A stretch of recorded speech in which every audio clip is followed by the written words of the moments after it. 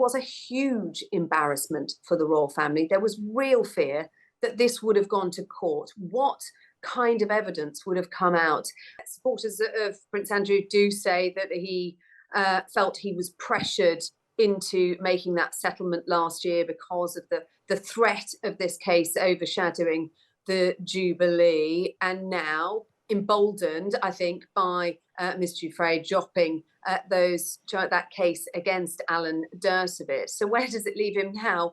Well, is he going to challenge this case? We're told he's amassed a £10 million war chest in order to do it. How? Well, he's sold the Swiss chalet that he owned with his former wife, Sarah Ferguson. We also believe he's inherited some money after the death of his mother.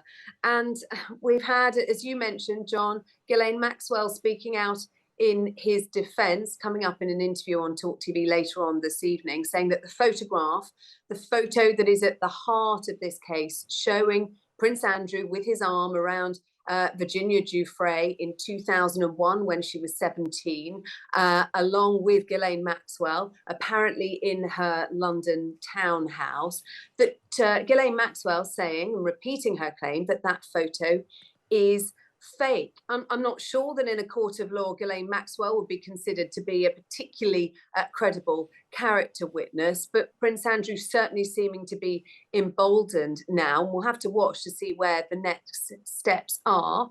But it has been reported that the king is happy for him to pursue this. Interesting.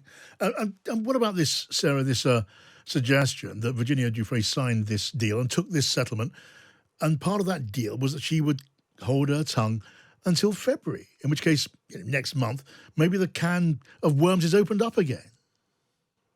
Yeah, and don't forget, John, that under this settlement, Prince Andrew accepted no liability. He's always denied any wrongdoing. In fact, he claims he never actually met her. He has no recollection of meeting her.